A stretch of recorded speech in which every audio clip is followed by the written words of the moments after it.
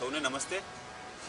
મારું નામ કપિલ ઠાકર છે અને અમે અતુલ્ય વારસો નામની સંસ્થા ચાલે છે અને સમગ્ર ગુજરાતમાં આપણા હેરિટેજ વારસાની જાળવણી થાય, સંવર્ધન થાય અને એ પણ લોક જોડાણથી. એના માટે અમે લોકો 2008થી કાર્યરત છીએ. 2013થી અમારું મેગેઝિન પણ આવે છે અતુલ્ય વારસો અને અલગ અલગ વિષય ઉપર વિશેષાંક અમે પ્રકાશિત કરીએ છીએ. લાસ્ટ સન્ડે અમે લોકોએ ટી પાર્ટી કરી હતી. ટી પાર્ટી અમારો એવો કોન્સેપ્ટ છે કે ફોર્મલી બેઠા બેઠા આપણે આપણા વિચારો રજૂ કરી શકીએ અને કેટલોક ફિયર હોય, કેટલીક જગ્યાએ મોટા સેમિનાર કોન્ફરન્સ રૂમમાં આપણને બોલતા સમય બિંદાસ આપણે જે વાતચીત ચાની કિટ્ટી ઉપર જે ફરતા ફરતા વાત કરી શકીએ એ રીતે આપણે આપણો વિચાર રજૂ કરી શકીએ. તો ટી પાર્ટી દરમિયાન તળાવો ઉપર વાત નીકળી, તળાવો, સરોવરો, વોટર હાર્વેસ્ટિંગ. ત્યારે અમે એક વિચાર આવ્યો કે તૂટતું તળાવ, એક વિષય યાદ આવ્યો. અમે પ્રદીપભાઈને બધા સાથે હતા, વિચાર આવ્યો કે તૂટતું તળાવો જે તૂટી રહ્યા છે તો એ વિષય ઉપર શું કામ આપણે નાનો પરિસંવાદ જેવું ના કરીએ અને જે વિષયના નિષ્ણાત છે એની સાથે મળીએ અને ચર્ચા કરીએ કે તળાવો તૂટી રહ્યા છે તો એનું કારણ શું છે. તળાવો પહેલાં તો આપણને ખ્યાલ છે કે દરેક ગામમાં તળાવો હતા. હવે મને તો એવું લાગે મોટું કારણ છે કે ગામડા તૂટ્યા એના કારણે તળાવો તૂટ્યા. કુંવારસદ ગામ છે, ગાંધીનગર છે, અત્યારે બધા 3 થી 4 તળાવો છે.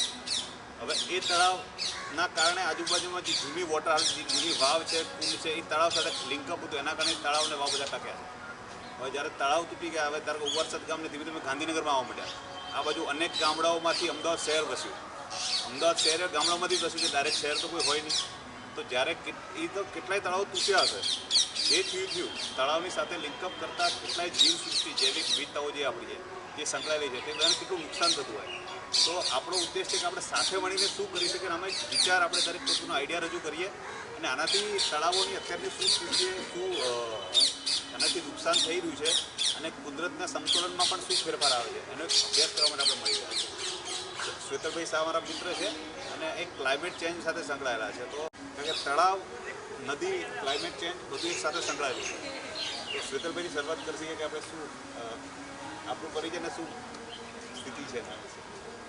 નમસ્તે મિત્રો, આપ બધા લોકો અહીંયા આગળ આજે આવ્યા છો સાંજ કાંકરિયા તળાવની નજીક વિતાવવા અને કંઈ નવી સારી વાતો, નવો વિચાર જે છે એના ઉપર મનોમંથન કરવા. તો આપ સૌને મારા પ્રણામ, નમસ્કાર. કપિલભાઈ અને એમની ટીમ અતુલ્ય વારસો મેગેઝિન દ્વારા અને વારંવાર દર અઠવાડિયે અને હવે તો કદાચ અઠવાડિયામાં 2 થી 3 વખત કંઈ ને કંઈ એવી સારી સારી જગ્યાઓએ ગુજરાતની અંદર જઈ અને જે આપણો સાંસ્કૃતિક વારસો છે, આપણી જે ઇકોલોજી છે, આપણા જે પાણીના અલગ અલગ સ્ત્રોતો છે એ બધાને કઈ રીતે સંવર્ધન કરવું, કઈ રીતે સેલિબ્રેટ કરવું અને કઈ રીતે લાંબા સમય સુધી જે વારસો આપણા વડીલોએ અને આપણા પૂર્વજોએ ટકાવી રાખ્યો છે અને એનું શું ઇકોલોજીકલ મહત્ત્વ છે અને શા માટે આપણે પણ એમાં જોડાઈ અને એક અવેરનેસ દ્વારા લોકોની ભાગીદારીથી, કેમ કે એનાથી જ કોઈ કામ છે એ થતું હોય છે. તો એ કાર્ય કરી રહ્યા છે અતુલ્ય વારસો અને એની આખી ટીમ.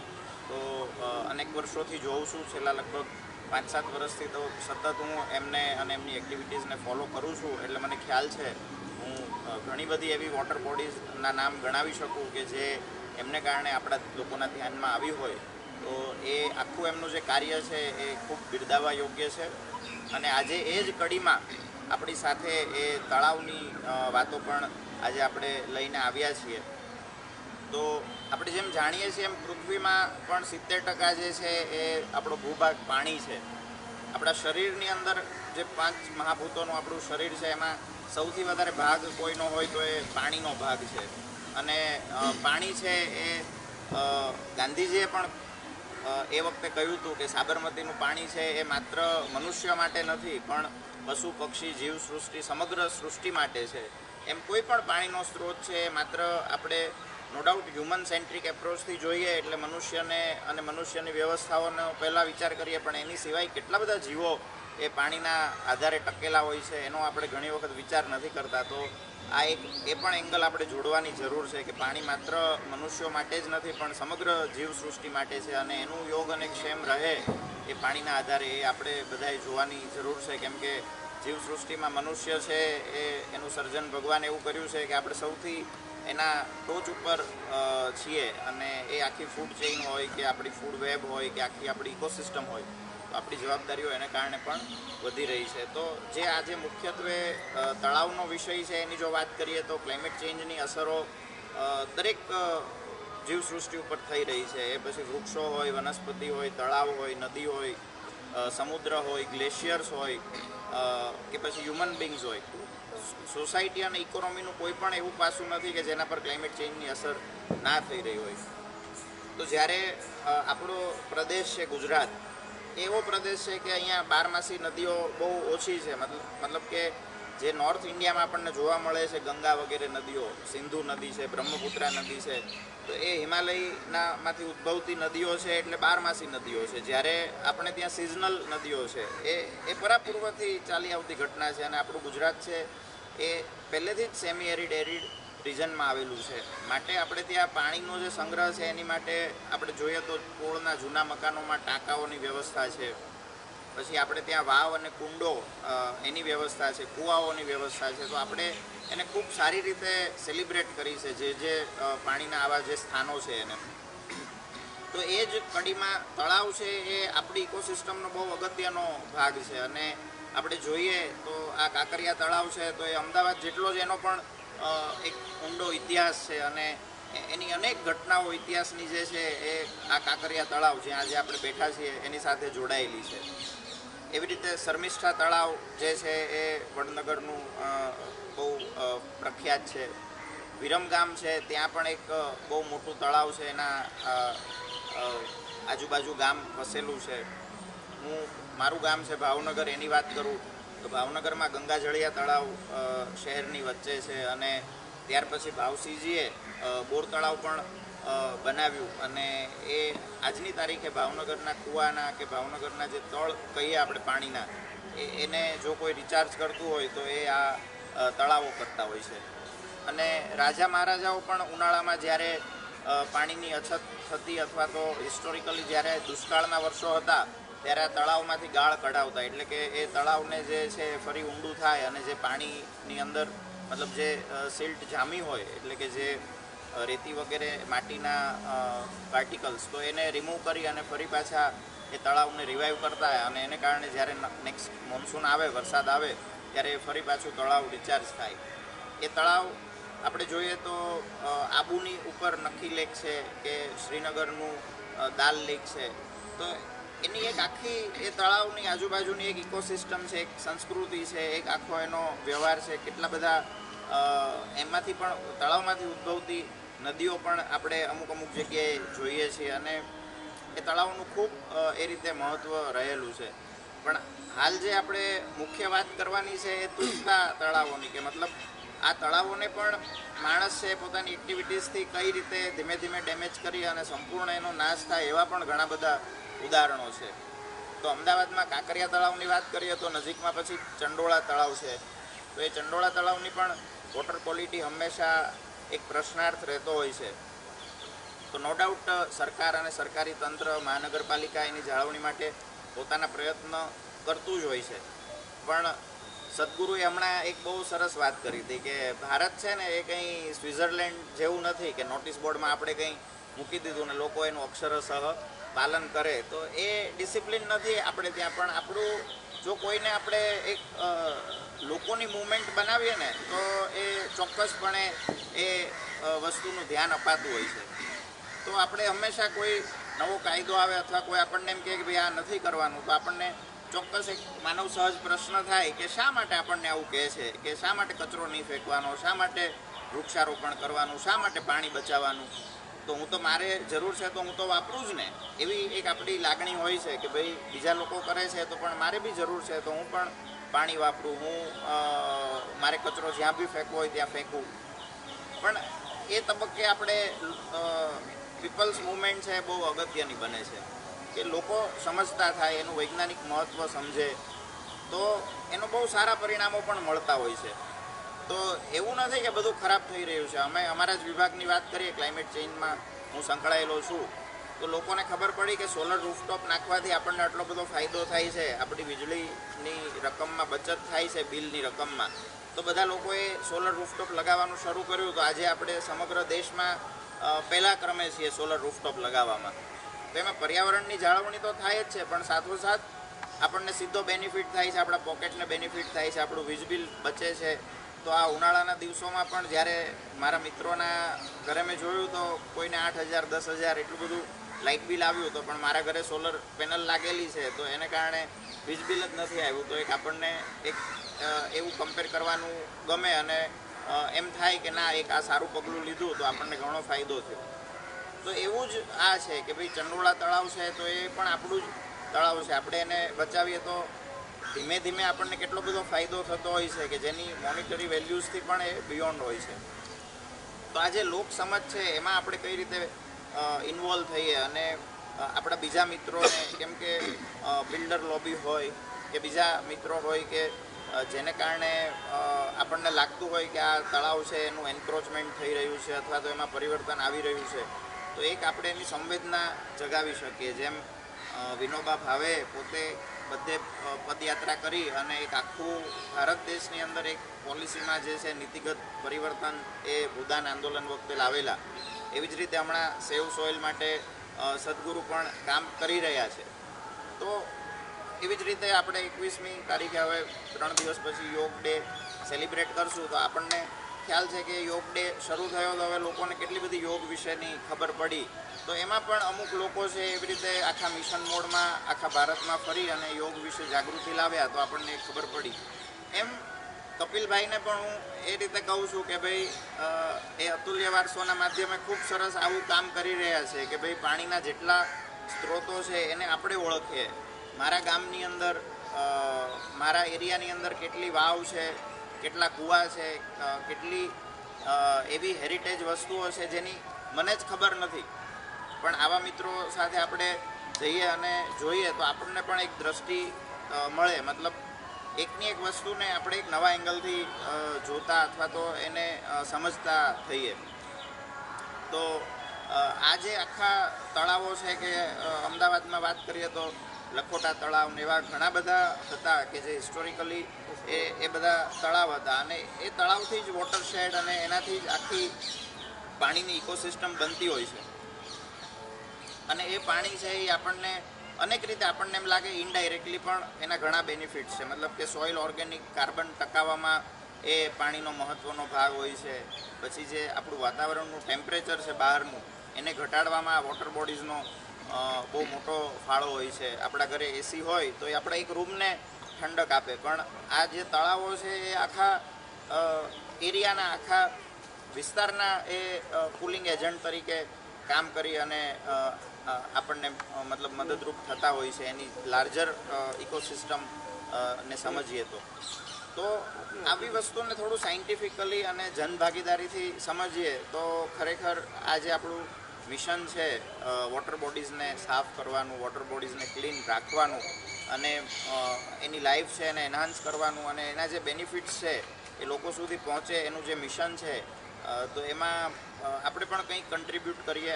આવા વોટર બોડીઝને સૌથી પહેલાં તો ઓળખીએ, સૌથી પહેલાં આપણે એને આઈડેન્ટિફાઈ કરીએ, સૌથી પહેલાં એમાં જે પોલ્યુશન્સના સોર્સિસ હોય એને ઓળખીએ અને એને અટકાવવાનો પ્રયત્ન કરીએ. અને ત્યારબાદ કુદરત પોતે જ વરસે છે દર વર્ષે, તો એ પાણી તો આપણે નથી લાવવાના, એ તો પાણી પડવાનું જ છે, પણ ખાલી એ પાણી જે જ્યારે વરસે છે ત્યારે એમાં સારી રીતે સ્ટોર થાય એ જોઈએ. તો આ એક સાયન્ટિફિકલી જો આપણે એને ફોલો કરીએ તો આઈ થિંક જે આપણું મિશન છે એમાં આપણને થોડા ઘણા અંશે આપણે કન્ટ્રીબ્યુટ કરી શકીએ.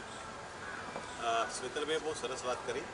મેઇન આપણું જેનું છે લોક ભાગીદારી, લોક જોડાણ. આપણને છે ને બધાને ખબર છે કે આ મારો હક છે, પાણી લાઇટ તો આપે જ નહીં સરકાર, મારો હક છે, પણ આપણી ફરજો પણ કેટલીક છે.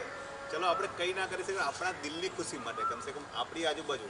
હવે કે આ તળાવમાં તો હું નાહ્યો હતો, ઘણા આપણે વર્ષો પહેલાં વાત કરી કે આ તો અમારા ગામનું તળાવ તો હું નાહતો હતો. મોદી સાહેબનું વાત કરે કે વડનગરનું સન્નિષ્ઠ મોદી સાહેબ મગર પકડો, જે પણ એ તળાવો સાથે કેટલી વાર્તાઓ જોડાયેલી હોય, કેટલી લાગણી જોડાયેલી હોય. હવે એ તળાવો આપણી સામે જ તૂટી રહ્યા છે. નો ડાઉટ વિકાસ થવો છે. આજુબાજુ અમદાવાદથી ફરતે પણ જે ડેવલપમેન્ટ ચાલી રહ્યું છે એના કારણે અમદાવાદ ધીમે ધીમે મોટું થતું હતું. બ્રિટિશ સરકાર જે તે ટાઈમે આપણા ઉપર રાજ કરી, આપણને બધાને ખબર હતી કે અંગ્રેજોએ ભારત ઉપર રાજ કર્યું. હવે જ્યારે મહાનગરો ગામડા ઉપર રાજ કરી રહ્યા છે આપણને ખબર જ નથી. ધીમે ધીમે ગામડાઓ કબજે જાય છે. ક્યારેક ગામ મટીને શહેર બની જાય છે ખબર જ નથી પડતી. નાનકડું ખોબા જેવું કિલ્લાની અંદરનું અમદાવાદ અત્યારે બોપલ આંબલીથી મને ક્યાં સુધી ગામ તો પૂરા થઈ ગયા. ગામ પૂરા થયા તો વાંધો નહીં, પણ એની સાથે ગામની સાથે જેટલા એની બર્ડ્સ હતા, વાઇલ્ડ લાઈફ હતી, તળાવ હતા, એ બધું પણ નાશ થઈ ગયું. હવે ચલો એ તો જે થયું અને જે વિકાસનો એક ભાગ છે એ થવું જોઈએ, પણ હવે ફ્યુચરમાં કદાચ એવું પણ કરી શકીએ કે કોઈ કરાર, કોઈ ગામડા સાથે કોઈ કરાર થાય કે તમે તળાવને એઝ ઇટ ઇઝ રાખશું, તમારી વસ્તુને એઝ ઇટ ઇઝ રાખશું, તમારી જે દૂધ લેવાની પરંપરા, જે રૂટીન પરંપરા છે એને એઝ ઇટ ઇઝ રાખીને અમે ડેવલપમેન્ટ કરીશું. ત્યાં તો હવે લિમિટ બાંધી દેવી જોઈએ કે બસ હવે અમદાવાદ ડેવલપ થઈ ગયું, હવે આનાથી વધારે નહીં. એક રિંગ રોડ, બીજો રિંગ રોડ, 5મો રિંગ રોડ રાજકોટ પહોંચી જશે. તો એક લિમિટ બાંધવી જોઈએ કે ફ્યુચરમાં આપણે સાથે મળીને અમુક જે બધા મળીને વિચાર કરીને સરકારશ્રીને રજૂઆત કરી શકાય કે કોઈ પણ શહેરનું, સિદ્ધપુર હોય, પાટણ હોય કે આ બાજુનું સુરેન્દ્ર, કોઈ પણ શહેરનું એક લિમિટ બાંધવી જોઈએ કે હવે ડેવલપ થઈ ગયું, જરૂર હોય તો બાજુમાં મહેમદાબાદને ડેવલપ કરો તમારે, કે ભાઈ ધોળકાને ડેવલપ કરો, પણ હવે સ્ટેપ બાય સ્ટેપ ડેવલપ કરો. કોઈ લિમિટ તો હોય ને પછી કોઈ પણ શહેર. અને એ પણ જો પોલિસી આનો મોટો વિષય છે, પણ એક વસ્તુ કરવી એવું થઈ શકે કે ગામડાઓ કાં તો ગામડાઓ જેને મર્જ કરતા હોય એની સાથે એવું કોઈ પ્રોપર એજન્ડા, કોઈ વસ્તુ મેમોરેન્ડમ, કોઈ ગામડાને જીવતું રાખીને ડેવલપ કરો. હા, ગામડાને ડિસ્ટર્બ ના થાય. આજુબાજુ 10 ગામડા જેવા નક્કી કરે, જે 10 ગામડાઓ જ આખા અમદાવાદને દૂધ પૂરું પાડે. આજુબાજુના ગામડા જેવા પૂરા કરી 10 ગામડાઓ બાજુને પાણી પૂરું પાડે. એ 10 ગામડા આખા શહેરની ફરતે હોય તો આખું અમદાવાદ ચાલે કરે. અમદાવાદને બહાર કે જવું જ ના પડે. આખા સોલાર વિલેજ જ ઊભા કરી દે, 10 વિલેજ. પણ જે તળાવનો વિષય લાસ્ટ મિટિંગમાં આપણે વિચાર્યો, અને જો તળાવની વાત કરીએ તો એવું કહી શકું કે આ કાંકરિયાની પાળે હું ચડ્ડી પહેરતો હતો ત્યારનો આવતો હતો, અને આ જે નભો દર્શન છે એ ત્યારે હું પ્લેનેટોરિયમના શો જોતો હતો. અને મને ખબર નથી કે આ એક દિવસ પ્લેનેટોરિયમ મારે જ ચલાવવાનું આવશે, પણ ત્યારથી આ કાંકરિયા સાથે જોડાયેલો છું, એટલે એટલો નાતો છે. તળાવ આપણને શું આપે છે જો એનો દાખલો જોઈતો હોય તો આ તળાવે મને ઘણું બધું આપ્યું છે. એક મારો ડ્રીમ પ્રોજેક્ટ હતો કે પ્લેનેટોરિયમ મારું પોતાનું હોવું. તો તળાવની પાસે જેને કહેવાય કે આખી એક ઇકોસિસ્ટમ જોડાયેલી હોય છે. ઘણા બધા એના ઉપર લોકો નપતા હોય છે, માછીમારીથી માંડીને, પ્રવાસનથી માંડીને, ધાર્મિક લાગણીઓથી માંડીને ઘણું બધું જોડાયેલું હોય છે. એટલે તળાવને આપણે જો તૂટતા તળાવની વાત કરીએ તો એક પોઝિટિવ વાત એ કરું કે મારા મિત્ર જે સૂર્યમ ગ્રુપ ઓફ કંપનીના જે છે આજલભાઈને બધા મારા મિત્ર છે, અને એમને થોડવા ક્લિયર સ્કીમ બનાવવાની હતી ત્યારે મેં એમને કહ્યું હતું કે જો તમારે સ્કીમ સક્સેસફુલ જો તમારે કરવી હોય ને તો તમારી સ્કીમમાં તળાવ તમે બનાવજો. અને એમણે મારી વાત ધ્યાનમાં રાખીને એ સૂર્યમ રિપોઝમાં 3 તળાવ આર્ટિફિશિયલ નવા બનાવ્યા અને 3 તળાવને ઇન્ટરલોક પણ કર્યા. અને આજે જો તમે ત્યાં જાઓ તો આજે પરિસ્થિતિ એવી છે કે જો ત્યાં શૂટિંગ ઉતારવું હોય તો ત્યાં પૈસા આપવા પડે. એટલે જો તળાવને તૂટતા બતાવીએ, કપિલભાઈ જે કોન્સેપ્ટ લઈને આવ્યા છે, તો એનો એક આ સૌથી મોટો ફાયદો છે કે ટુરિઝમ તરીકે બહુ સરસ ડેવલપ થાય. લોકોને મન પ્રફુલ્લિત કરવા માટે તમે જુઓ તો દર વર્ષે 10 લાખ લોકો વિઝિટ કરે છે, એટલું રેવન્યુ જનરેટ કરે છે. એટલે જો તળાવ તૂટતું બચશે તો આપણને બીજા ઘણા બધા ફાયદા થશે. અને આજે તમે બધા બાલવાટિકાની અંદર અને મારા પ્લેનેટોરિયમની અંદર તમે બધા આવ્યા છો, હું તમને બધાને આવકારું છું. મારા બીજા 2-3 કાર્યક્રમના કારણે હું વહેલો રજા લઈશ, પણ હું કપિલભાઈને વિનંતી કરું છું કે જેટલા લોકો આજે આવેલા છે, આપણો આ કાર્યક્રમ પૂરો થાય પછી મારા પ્લેનેટોરિયમનો ખાસ શો તમે જોઈને પછી તમે જાઓ તો પ્લેનેટોરિયમની અંદર શું શું ચાલે છે એ પણ તમને ખ્યાલ આવશે. અને ભવિષ્યનો અમારો પ્રોજેક્ટ એ છે કે બાલવાટિકાની હાલત જે તમે અત્યારે જુઓ છો, મારે આજે જ સાહેબ સાથે વાત થઈ અને એમને કહ્યું કે તમે આખું બાલવાટિકાનો વિકાસ ફરીથી કરો. કારણ કે 40 વર્ષ પહેલાંના બાળકો બન્યું 40 વર્ષ પહેલાં, હવે અત્યારના બાળકોની આખી વિચારધારા બદલાઈ ગઈ છે. એટલે એને અનુરૂપ આખું બાલવાટિકા અમારે તૈયાર કરવાનું છે. અને આઈ હોપ 6 મહિના પછી આપણે બધા ફરીથી મળીશું એક નવા રૂપરંગ સાથે. પણ તમારું બધાનું હાર્દિક સ્વાગત છે. તમે અહીંયા આરામથી એન્જોય કરજો અને છેલ્લે પ્લેનેટોરિયમનો શો જઈને તમે જજો. અને મારા આમંત્રણને માન આપીને કપિલભાઈએ આખો અહીંયા કાર્યક્રમ રાખ્યો એ બદલ અમને થેન્ક યુ વેરી મચ. કપિલભાઈ જ્યાં જાય એ જગ્યાનો ઉદ્ધાર થાય છે. કારણ કે વર્ષોથી એમની એક્ટિવિટી સાથે અમે ઘણા બધા જોડાયેલા છીએ. ગયા રવિવારે પણ અમે બધા સાથે હતા અને બહુ સરસ કાર્યક્રમ હતો રવિવારનો, અને આજે પણ એટલો કાર્યક્રમ યાદગાર બની જશે. ખાલી એક બે આપ તો સ્પેસ સાથે જોડાયેલા છે, તો કંઈ તારાઓની દિશા, તળાવને કે જળને એવું કોઈ વિશેષ સંબંધ હોય છે કંઈ આકાશ દર્શનને તળાવો કે સરોવર કે નદી?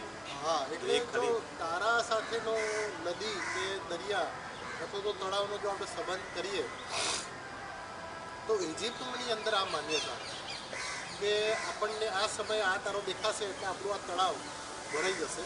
એટલે ધારો કે ખાલી હોય ને ત્યારે જે એક્ટિવિટી ચાલતી હોય ને ભરાવાનું હોય એ પહેલાં જે એક્ટિવિટી કમ્પ્લીટ કરી નાખવાની હોય એ બધી કરી લેવી જોઈએ. એટલે તળાવને અને આકાશ સાથે ઘણા બધા એવા દાખલા અને જે આપણે ખાસ આપણે વાત કરીએ કે ઘણા બધા તળાવની તમે અત્યારે લેટેસ્ટ તમે જોશો તો રામગઢ હમણાં હું જઈને આવ્યો ત્યાં ઉલ્કાપિંડની ટક્કરથી આખું તળાવ બનેલું છે, એની અંદર પણ વાવ છે. તો ત્યાં પણ એક માન્યતા વર્ષોથી હતી કે આ સમયે આપણે વાવ હવે ભરાઈ જવાની છે, તો ત્યારે જે એક્ટિવિટી હતી બધી બંધ કરી. એટલે અને કાંકરિયા તળાવની અંદર પણ તમે જોશો તો આખા વર્ષ દરમિયાન એવી ઘણી બધી એક્ટિવિટી છે કે જે ઋતુ પ્રમાણે એ ચાલુ થાય છે અને બંધ થાય છે. અને આના ઉપર તો આખું એક સેશન આપણે રાખવું હોય તો રાખી શકાય, કારણ કે સૌથી જૂનું વિજ્ઞાન ખગોળ છે અને એનો સંબંધ દરેક સાથે જોડાયેલો છે. તો આ સાથે હું મારી વાત અહીંયા હું પૂરી કરું છું. Thank you very much. તમે બધા આવ્યા અને ફરી પાછા તમે બાલવાટિકાને અત્યારે ભલે ભાગ્યું તો ભરું તમે એને એન્જોય કરીને જજો અને 6 મહિનામાં એ આખું રિનોવેટ થઈને એક નવું સ્વરૂપ તમારી સામે લઈને આવશે. Thank you very much.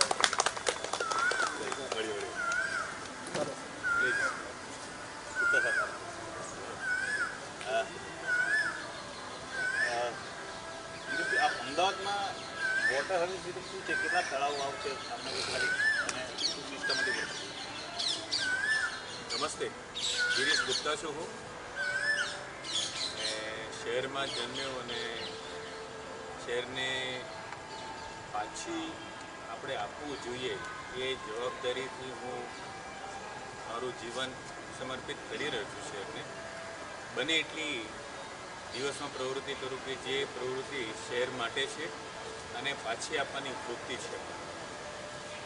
તો 11 વોક અમે લોકોએ ડિઝાઇન કરેલી છે અમદાવાદ શહેરની અંદરમાં.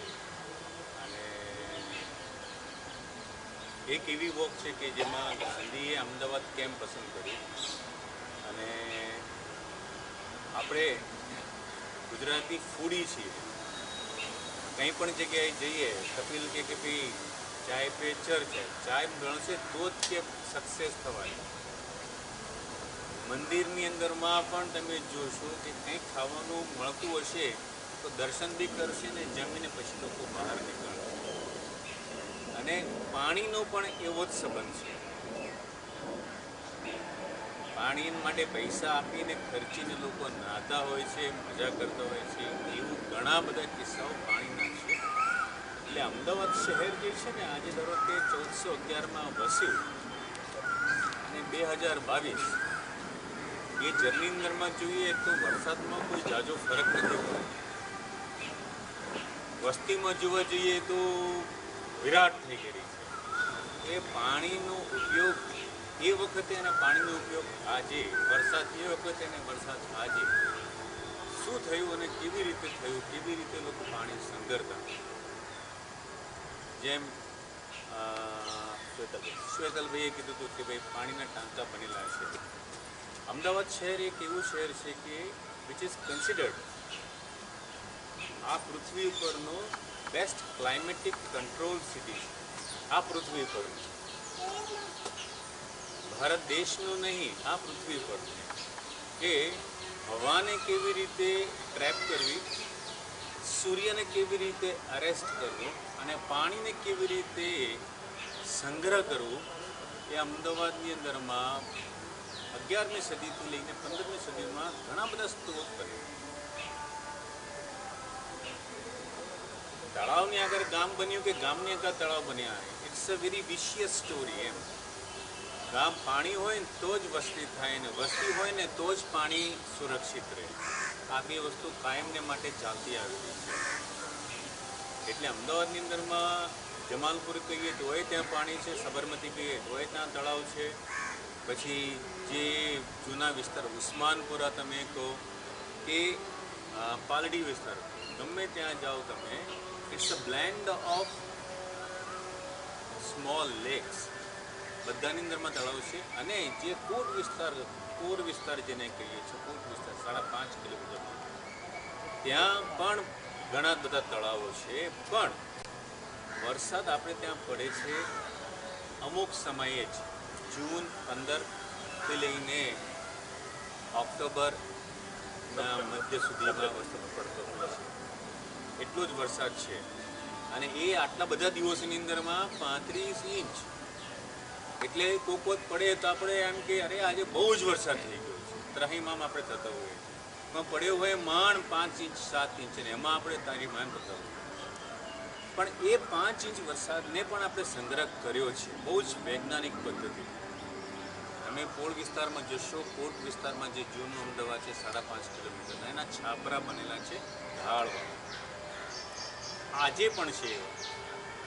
કારણ પાણી મઘા નક્ષત્ર એમાં પાણીનો સંગ્રહ થાય તો પાણી જ સુરક્ષિત રહેશે. મઘા નક્ષત્ર એટલે 12 અને 14 ઓગસ્ટ પછી અને સપ્ટેમ્બર સુધી એ 35 દિવસ 35 થી 45 દિવસનું પાણી સંગ્રહ થાય, એ પાણી એકદમ સુરક્ષિત. આજે એ વર્ષ દરમિયાન પાણી સંગ્રહ કરેલું હોય તો આવનારા બીજા 1 વર્ષ 2 વર્ષ સુધી પાણીનો જમવા માટે, રસોઈ માટે અને પીવા માટે એનો ઉપયોગ થઈ શકે. પાણીનો ઉપયોગ 2 રીતે અમદાવાદમાં થાય છે, નહાવા માટે અને ધોવા માટે. એ પાણી જુદું અલાયદું છે. રસોઈ માટે અને પીવા માટે એ વ્યવસ્થા જુદી છે. જ્યારે વરસાદ પડે, પાણી ઉતરે નીચે છાપરાની ધારે, તો ત્યાં સી ચેનલ, અત્યારે પ્લાસ્ટિકની ચેનલો બનેલી છે, એ અરસાની અંદરમાં તાંબાની સી ચેનલ લાગતી અને પાણી ઢાળ દ્વારા નીચે ઉતરવામાં આવે, એટલે ફનલ બનાવીને પાણી નીચે ઉતરે.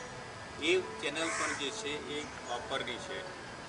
અને નીચે જે ટાંકું બનેલું છે ઘરની નીચે, એ ટાંકું પથ્થર અને ચૂનાનું બનેલું છે. ટાંકાની સાઇઝ 5000 લીટરથી લઈને 35000 લીટર સુધીના ટાંકા છે. આજે પણ છે. હવે વરસાદનું પાણી તાંબાને અડીને નીચે ઉતરે એટલે અંગ્રેજીમાં એને કોપર ઓક્સાઇડ કહે છે. કોપર ઓક્સાઇડ રિએક્શન જે થયું એ પાણીની અંદરની ઇમ્પ્યોરિટીઝ દૂર કરે. પાણી નીચે ટાંકામાં સંગ્રહ થાય એટલે લાઈમ, ચૂનો અને પથ્થર, લાઈમ એડ થાય. આજે તમે પાણીની બોટલો ઉપર જોશો ને, એમાં લખેલું હોય છે એડેડ મિનરલ્સ. અંગ્રેજી શબ્દો બહુ મજાનો હોય છે, કંઈ પણ કહો added minerals, added values, added vitamins, એવું બધું ઘણું બધું લખેલું હોય છે. પણ આ તો નેચરલ પ્રોસેસથી થયેલું છે. પાણી આવ્યું, કોપર ઓક્સાઇડથી પાણીની ઇમ્પ્યોરિટીઝ નીકળી ગઈ, આવરદા નીચે પાણી ભેગું જમા થાય છે અને એ પાણી જ્યારે લિફ્ટ કરવામાં આવે, ઊંચક બહાર કાઢવામાં આવે, એ તાંબાની અથવા પિત્તળની ડોલોથી ખેંચવામાં આવે. એટલે પાણી તમે જુઓ, અમે લોકોએ 2 ટાંકા ખોલાવડાવ્યા હતા, જે ઘર 35 વર્ષ સુધી બંધ રહ્યું. 35 વર્ષ સુધી બંધ, એટલે 35 ગુણ્યા 365 દિવસ, એટલે 35 સિઝન પાર થઈ ગઈ. એવી રીતે જ્યારે ફર્શ ખોલીને, ટાંકાને ખોલીને, જે અત્યારે લેબોરેટરી સૌથી ઉપર છે, દુનિયાની ટોચ ઉપર છે, WHO, વર્લ્ડ હેલ્થ ઓર્ગેનાઇઝેશન, ડંકા વગાડે છે બધે ઠેકાણે, એમના રેપ્રેઝેન્ટેટિવ, અમદાવાદ મ્યુનિસિપલ કોર્પોરેશન એના રેપ્રેઝેન્ટેટિવ, પાણી ચેક કરી, તપાસ કરીને બતાવવામાં આવ્યું કે પાણીને શ્રેષ્ઠ પીવાને લાયક છે. આ હું વાત કરું છું 35 વર્ષ સંગ્રહ ભલું અંદર પાણી પડી રહ્યું હતું એની વાત છે. અત્યારે તમારી પાસે એડેડ મિનરલ વોટરની બોટલ જે છે તમે મૂકી રાખજો, ચોથે દિવસે, 5મે દિવસે કે 15મે દિવસે પેલો એક્સપાયરી ડેટ લખીને આપે છે. એના પછી પરિસ્થિતિ શું થાય છે, શું નથી થતી, એ આપણે પોતે સમજી શકીએ. લેમેન તરીકે, વૈજ્ઞાનિક ભાષાની અંદરમાં નહીં, સાદા માણસની ભાષા તરીકે બી આ પાણી ના પીતો, આપણે એટલું બોલી શકતા હોઈએ છીએ. અને પેલું જે છે 35 વર્ષ પાણી સ્ટેગ્નન્ટ રહેલું છે, એટલે સ્થિર રહેલું છે. એ પાણીની અંદરમાં કોઈ જીવાત નથી થઈ, લીલ નથી થઈ અને શ્રેષ્ઠતમ દુનિયાની સારામાં સારી લેબોરેટરીના માણસોએ એના અભિપ્રાય આપ્યો કે પાણી પીવાને લાયક છે.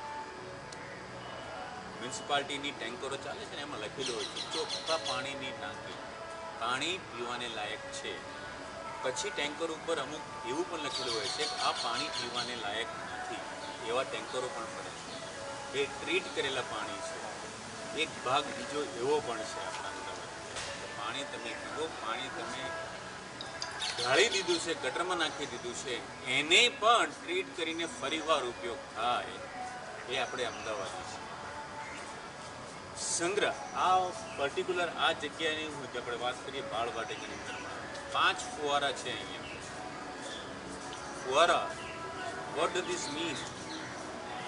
નેચરલ ક્લાઇમેટ કંટ્રોલર છે. કદાચ તમે વડોદરામાં ગયા હોવ તો જે પેલો પેલેસ છે લક્ષ્મી વિલાસ પેલેસ, 2 ફુવારા એમણે કંટ્રોલ કરવા માટે રાખ્યા છે. 2 બાજુ ફુવારા ચાલે છે, ઝાડપાન મૂકી રાખે, પાણી ઉડે ઉપર જાય તો જ્યાં પેલું સભા મંડપ છે કે જ્યાં લોકોની સભા ભરાતી, એ વિસ્તાર બહુ જ વિશાળ છે, પણ એ વિસ્તાર ઠંડો એટલા માટે રહે છે પાણીની જોડે છે, પાણીનું સ્પ્રિંકલિંગ થતું હોય છે. એટલે પાણી જીવન છે, જીવન પાણી છે, આ 2 વસ્તુ જોડે જ ચાલે છે. કારણ કે આપણા શરીરની અંદરમાં 70% એમણે કીધું એ મુજબ પૃથ્વી પર 70% પાણી છે. બધી રીતે તમે જોવા જાઓ, તમે ઝાડને પણ ક્યાંક તમે દબાવો એના પાનાને, તો જે રસ આપણે કહીએ છીએ, રસ તો એની વૈજ્ઞાનિક શબ્દ છે, પણ એ ટપકા જે પડે છે એ પણ લિક્વિડ જ છે, પાણી જ છે. રાઈટ? એટલે રિવરફ્રન્ટ આજે બની ગયું છે, લોકોને બહુ જ મજા પડે છે, બહુ જ આનંદ આવે છે. કેટલા લોકોને આનંદ થાય છે રિવરફ્રન્ટ? બરોબર ને? તમે વી રિવાઇન્ડ ઇટ 5 વર્ષ 10 વર્ષ રિવરફ્રન્ટની પહેલાંમાં જરા જોઈ લો. નાના નાના ચકલા ચકલીઓ ફરતા હતા, જેના પગ ટૂંકા હતા. અત્યારે એ પક્ષીઓ નથી. કેમ? રિવરફ્રન્ટમાં કિનારો જે છે ત્યાંથી લઈને અહીંયા આવી ગયો છે, હવે ઊંડું થઈ ગયું છે. એટલે પક્ષીની ટાંગો લાંબી હોય ને તો જ પૂરી શકે. હવે લાંબા પક્ષીના ટાંગાવાળા પક્ષીઓને અમદાવાદ શહેરની અંદરમાં ફાવતું નથી, કારણ કે એમના માટે નેસ્ટિંગ એરિયા નથી. એટલે હવે પાણીની ઉપર જે જીવજંતુ ફરતા હતા, મચ્છરો રહેતા હતા, એ એમને એમ જ છે. હવે એ ગુણાકારમાં થાય છે, બચી નથી શકતા એનાથી. તમે પહેલાં જે હતા એનાથી બચાવ થતો હતો.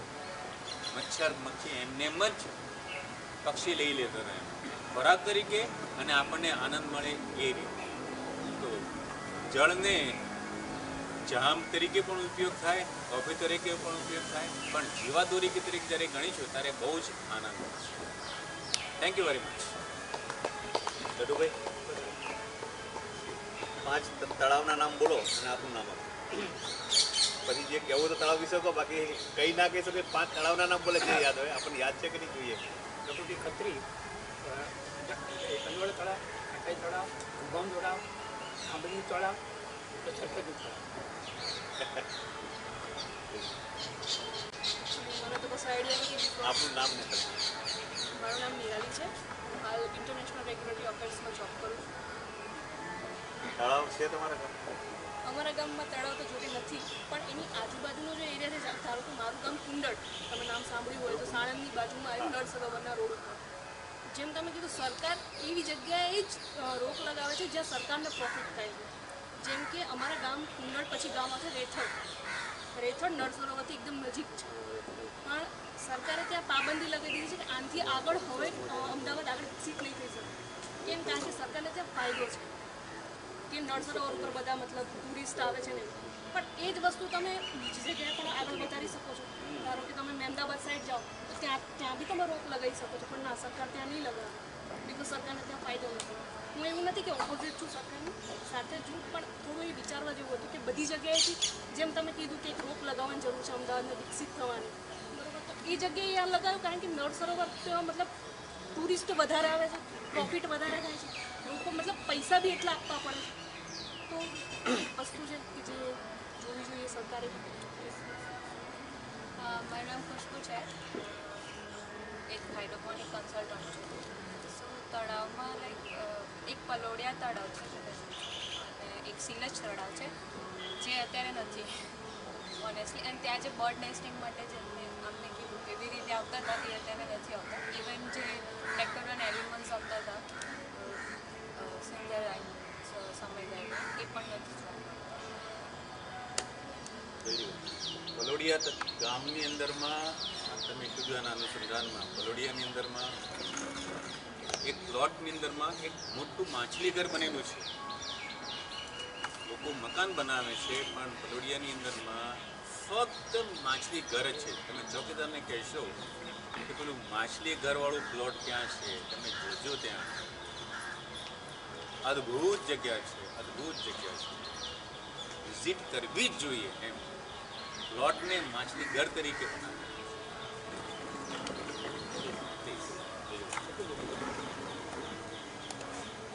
વાલજીભાઈ છે વાણિયા, બરોડાથી આવું છું. બરોડામાં લગભગ બરોડામાં 4-5 મોટા તળાવ છે. સમા તળાવ છે, ઉલેરા તળાવ છે અને એકદમ સિટીની વચ્ચોવચ એક તળાવ છે મોટું. એ ઉપરાંત ભાવનગર હતો ત્યાં પણ 4-5 જાતના તળાવ છે મોટા મોટા. એક તો બસ સ્ટેન્ડ પાસે જ છે. બોર તળાવ સૌથી મોટું છે. અને અહીંયા અમદાવાદમાં મલેકસાબન તળાવ છે, વસ્ત્રાપુર લેક છે, કાંકરિયા લેક છે, બીજા ઘણા તળાવ છે. પછી સરખેટી દરગાહ છે ત્યાં પણ પાણીનો સંગ્રહ થાય છે. એટલે એવા ઘણા તળાવો છે અહીંયા. નમસ્તે, મારું નામ રોનક રાણા છે. હું અતુલ્ય વારસો સાથે જનસંપર્ક અધિકારી તરીકે જોડાયેલો છું. એક વાત હું કહેવા માંગીશ કે અમદાવાદ જે શહેર છે ને, અમદાવાદ શહેર નાના ગામડાઓ મળી ભેગા થઈને બનેલું શહેર છે. એટલે આપણે જોઈએ કે અમદાવાદમાં દરેક વિસ્તાર છે ને એક ગામ હતું. પાલડી ગામ છે, ઈસનપુર ગામ છે, સરખેજ ગામ છે અને દરેક ગામમાં એક તળાવ હતા. તમે જો અત્યારે એક આર્ટિકલ પ્રમાણે ટાઈમ્સ ઓફ ઇન્ડિયાનો કે અમદાવાદ ટાઈમ્સનો એક આર્ટિકલ છે 2012નો કે એનો, કે એ આર્ટિકલમાં એવું લખેલું છે કે અમદાવાદમાં એક સમય 137 તળાવ હતા અને આજે હયાતીમાં 37 તળાવ જ છે. એટલે એ ખૂબ દુઃખદ વાત છે કે આપણી પાસે પાણીનો જે સ્ટોરેજ છે ને એ ખૂબ ઓછો થઈ રહ્યો છે. અને બીજી એક વસ્તુ કે એક ગ્રુપ સાથે હું ગયો હતો કે જે આર્કિટેક્ટ છે, તો એમણે સમજાવ્યું કે જે ઇસ્કોન મંદિર છે ત્યાં પાછળ એક તળાવ છે, તો એનું બ્યુટિફિકેશન કરવામાં આવ્યું. કે બ્યુટિફિકેશન એવી રીતે કર્યું છે કે એનો જે નેચરલ રિસોર્સ છે ને રિચાર્જ થવાનો એ બધો સિમેન્ટથી દબાઈ દીધો. એટલે તળાવનો જ્યારે વરસાદ પડે તો જે રિચાર્જ થાય તળાવ, આજુબાજુ પાણી ભરાઈને એનું પાણી જે નીચે આવે તળાવમાં, તો એ સિમેન્ટના લીધે બધો પુરાઈ ગયો છે અને તળાવ રિચાર્જ નહીં થઈ શકતું. અને બીજી એક દુઃખદ વાત એ છે કે બધા તળાવોને નર્મદાના પાણી સાથે જોડેલા છે. એટલે બધા તળાવ નર્મદાના પાણી સાથે અત્યારે ફૂલફિલ થાય છે. ચંડોળા તળાવની જ વાત કરું કે અમદાવાદનું સૌથી મોટું તળાવ છે ચંડોળા તળાવ, અને એને જ નર્મદાની કેનાલ સાથે જોડી દીધેલું કે નર્મદાનું પાણી આવે ને તળાવ પાછું ભરાઈ જાય. એટલે ખૂબ દુઃખદ વાત છે કે આ આપણે જે તળાવની વાત કરીએ છીએ ત્યારે પાણીની, કે જે નેચરલ રિસોર્સિસને યુઝ કરીને આપણે જે રીતે તળાવને રિચાર્જ કરીએ, પાણીનો હાર્વેસ્ટિંગ કરીએ, તો એ પ્રમાણે આપણે આગળ વધવું જોઈએ. Thank you. સાગરભાઈ, તમે તો તળાવ ઉપર કંઈક પ્રોજેક્ટ પછી મારું નામ સાગર ચોટનિયા છે. હું એક આર્કિટેક્ટ છું અને અત્યારે masters in urban and regional planning કરું છું. અમે અલગ અલગ પ્રકારના કોન્સેપ્ટ ને બધું આવે, ઇતિહાસથી લઈને એન્વાયરમેન્ટલ પ્લાનિંગ ને કોસ્ટિંગ ને બધું આવે. અમે તળાવ વિશે, અમે જે કોલેજમાં હતા ત્યાં અમને 80 છોકરાઓ હતા, બધાનો અલગ અલગ વિષય આપ્યો હતો. તો અમને 80માંથી 10-10ના ગ્રુપ બનાવ્યા હતા. તો 10 જણ એવો વિષય આપ્યો કે અમદાવાદના જેટલા તળાવ છે ને એના ઉપર સંશોધન કરો ને એના ઉપર પછી તમને પ્રોજેક્ટ ડિફાઇન કરવાનો. એટલે પછી અમે અમદાવાદ, તો પછી એ માસ્ટર્સ કર્યું તો અમદાવાદ મેટ્રોપોલિટન રિજિયન, એટલે અમદાવાદ એના આજુબાજુના અમે ઓડાજી છે 1800 સ્ક્વેર કિલોમીટર છે, તો અમે 10,000 સ્ક્વેર કિલોમીટર આજુબાજુના એરિયા ડિસ્ટ્રિક્ટ વટાઈને બીજા ડિસ્ટ્રિક્ટમાં પણ ગયા, એનો પ્રભાવ ક્યાં પડે છે એ રીતે આખું તળાવ ઉપરનું, મતલબ કે બહુ બધા એસ્પેક્ટ્સ હતા. એમાં એક વોટર બોડીઝ છે ને એનો આખો સર્વે કર્યો તો, અલગ અલગ રિસર્ચ કરેલી છે. એમાં થોડીક વાતો કે આપણે જે ઢાળ છે અમદાવાદનો એ ઉત્તર ગુજરાતથી મધ્ય ગુજરાત આવે છે, એટલે જે પાણી ભરાય છે બધું ઉપરથી નીચે તરફ આવી રહ્યું છે. ને મોટા મોટા સરોવરો, તળાવો બધા છે, થોડથી લઈને નળ સરોવર છે, પછી વાત્રક નદી, મેશ્વો નદી, સાબરમતી, ખારી નદી, કેટલી નદીઓ સુકાઈ પણ ગઈ છે. એ બધાના લીધે પછી એ બધી નદીઓ આવતી, એનાથી બધા લિંકેજીસ છે તળાવના. આખો તમે ઓડાનો ડેવલપમેન્ટ પ્લાન જોશો, એમાં એ લોકો આઈડેન્ટિફાઈ કરેલા છે. પછી એમાં એ લોકો આર્કિટેક્ટ પ્રોજેક્ટ પાસ કરે અને પછી ડેવલપમેન્ટ કરે. પણ કેટલાક તળાવ એવા છે કે જે નેચરલ, મતલબ કે તળાવના પ્રકાર છે. કોઈક ઐતિહાસિક તળાવ હોય, કોઈક ઇકો સેન્સિટિવ ઝોનવાળું તળાવ હોય, કોઈક ઇકો સેન્સિટિવ પ્લસ નેચરલ ને હેરિટેજ બંને ત્રણેયનું કોમ્બિનેશન હોય, બંનેનું કોમ્બિનેશન હોય. તો હરેક તળાવની એક વસ્તુ છે, એની રીતે ટ્રીટ કરવું જોઈએ, કઈ રીતે રિચાર્જ થાય છે એ રીતના. તો જે રીતે એક્ઝામ્પલ લઈએ, આપણે ખરાબની વાતો નથી કરતા કે સારા જ તળાવો જોઈએ તો ગુજરાતમાં તો જામનગરમાં રણમલ તળાવ છે, એટલે લખોટા તળાવ ને રણમલ તળાવ બે છે. જેમાં આપણે રણમલ તળાવ છે જે છત્રીઓ બાંધેલી વચમાં મ્યુઝિયમ છે એ જોઈએ છે, તો એની બાજુમાં એક રસ્તો જાય લખોટા તળાવ છે. તો આ રંગમતી અને નાગમતી નામની બે નદીઓ હતી, એનું સંગમ થતું. સંગમથી આગળ રંજીત સાગર ડેમ છે, જ્યાં વરસાદ ભરાય ત્યારે એનો સ્ત્રાવ વિસ્તાર હોય, કેમ કે આ તો પેરેનિયલ રિવર નથી, સિઝનલ રિવર છે. એટલે જે વરસાદ જ્યારે ભરાય ત્યારે ગામમાં તળાવ ભરાય, તળાવ રણમલ તળાવ ભરાય ને પછી ઓવરફ્લો થઈને લખોટા તળાવમાં જાય. એ રીતના આખી સિસ્ટમ હતી. ને લોકોએ શું કર્યું કે એને મેન્ટેન કર્યું છે. આપણી લાગણી હોય તળાવ પ્રત્યે. આપણે કે અમદાવાદમાં તો કે કાંકરિયા તળાવે ગયા, જામનગરમાં કોઈને પૂછો તો કે અમે તળાવની પાળે બેસવા ગયા, તળાવ આમ છે તેમ છે. એટલે ભુજમાં જાઓ તો હમીરસર તળાવ છે, તો જ્યાં વરસાદ આવે ને પાણી ભરાય તો કલેક્ટર પોતે મીઠાઈઓ બાતે કે ચાલ આપણા ગામમાં તળાવમાં પાણી ભરાણું. એટલે લોકોની જ લાગણીઓ હતી એ હવે ધીમે ધીમે બંધ થતી જાય છે. એટલે એ રીતે જે સ્ત્રાવ વિસ્તાર જામનગરનો છે તળાવનો, એમાં કોઈ પણ ડેવલપમેન્ટ કરવામાં આવ્યું નથી. ભલે સુકાઈ જાય તો પણ કોઈ મકાન બનાવના, એટલે જ્યારે વરસાદ આવે એટલે પોતે ભરાય, જે રિચાર્જ થાય ને પછી પાણી પોતે તળાવમાં જાય. એમાં કોઈ સરકાર પાણી જામનગરના તળાવમાં આપતી નથી, એ પોતે જ રિચાર્જ થઈ જાય છે. હજી સુધી છલોછલ ભરેલું રહે છે. એવી રીતે કેટલા બધા અલગ અલગ તળાવો છે. અમદાવાદમાં છે વિરમગામનું જે મુનસર તળાવ કહીએ, એને આખી તમે એનું ગૂગલ મેપ જુઓ અને એની ટાઈમલાઈન જુઓ, 2000થી ચાલુ કરો. અમે તો કોલેજમાં આ જ કરતા હોય, જીઆઈએસ મેપિંગમાં બધા, કે તમે એની ટાઈમલાઈન જુઓ તો ઉપરથી એક નહેર આવે, એવા કૂવો છે જે માતાજીનું મંદિર છે ત્યાં ભરાય. ઉहाँથી પછી એનું જે કચરો છે ત્યાં બાલવાટિકાને બહાર જ જાશો તો આમ સ્લુઇસ બનાવેલા છે. એટલે સનાથર તળાવ છે એ તો ઇકો સેન્સિટિવ છે. એ તળાવ અદ્ભુત છે, એના વિશે થોડી વાત. હા, એ સનાથલ તળાવ છે કે એક પહેલાં એમસીની એવી સ્કીમ હતી કે આપણે ટીપી સ્કીમ બનાવીએ, એના અંદર તળાવને ડેવલપમેન્ટ કરવાનું. તો એની આખી જે ઇકોસિસ્ટમ છે તળાવને આખા જમીનના અંદર શું થાય છે આપણે જોતા નથી, પણ જમીનના અંદર એક્વિફર્સ છે, જે આખી લેયર છે કે જે પાણીને ફરે છે અને જે આપણા ગ્રાઉન્ડ વોટરને રિચાર્જ કરે છે. પણ એને નુકસાન થાય. જેમ જેમ આપણે અર્બનાઇઝ થાય છે, જે તે શહેર વધે છે, ફાઉન્ડેશન ડીપ જતા જાય છે, તેમ એમ પાણીનો લેવલ ઘટતું જ જાય છે. તો પછી આ પાણીના તળાવ રિચાર્જ કેમ થશે? વસ્ત્રાપ પાસે 10 વર્ષ પહેલાં ભરાતું હતું, અત્યારે તો ભરાતું જ નથી. લોકો તો એનામાં અમારા ડિપાર્ટમેન્ટમાં આવો તો બહુ બધા બવાલો ચાલે કે આ સારું છે કે ખરાબ છે, આમ છે તેમ છે. એટલે કે માછલીઓ મરી જાય સારું કહેવાય. હવે એમસી વાળા કે હું એસટીપીનું પાણી ટ્રીટમેન્ટ પ્લાન્ટવાળું પાણી એમાં નાખવું ને પછી તળાવની હાલત શું થાય? આપણે ગંદુ પાણી શ્વાસમાં આવે, એ તો ખરાબ જ છે ને. એટલે કેટલાક આપણે સારા એક્ઝામ્પલ પહેલાં જોવા પડે કે જે આ જામનગરનું છે, એવા બધા કેસ સ્ટડી જોઈએ તો એમાં ખબર પડે કે આપણે સારા તળાવનું શું કર્યું ને આપણે સરકાર એમસીમાં શું થાય છે કે તળાવનું ડેવલપમેન્ટ ઇકોસિસ્ટમને જાણતા નથી.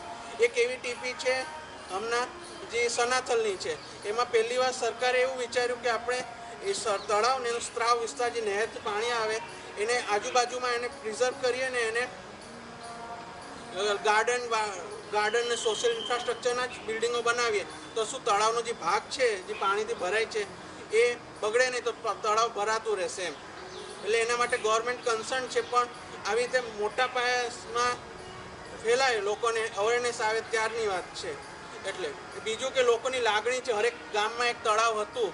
જ્યારે મોટા તળાવો હોય તો આપણે કહીએ કે હમીરસર તળાવ કે કાંકરિયાનું તળાવ કે જામનગરનું તળાવ, પણ બીજા બધા તળાવ જે આમાં ચાંદલોડિયા છે, તો ચાંદલોડિયામાં એક સમય તળાવ હતું, એનું બ્યુટિફિકેશન કર્યું છે ને એમાં ચૈત્ર મહિનો હોય તેમાં બહુ બધા મંદિરો છે આજુબાજુમાં, આખો મહિનો ગરબા થાય. લોકો સાંજે ના જમી કરીને પછી બધા લોકો આઈસ્ક્રીમ ખાવા જાય, ગોલા ખાવા જાય, પછી હું ઊભા રહે આખી રાત માતાજીના ગરબા આવે.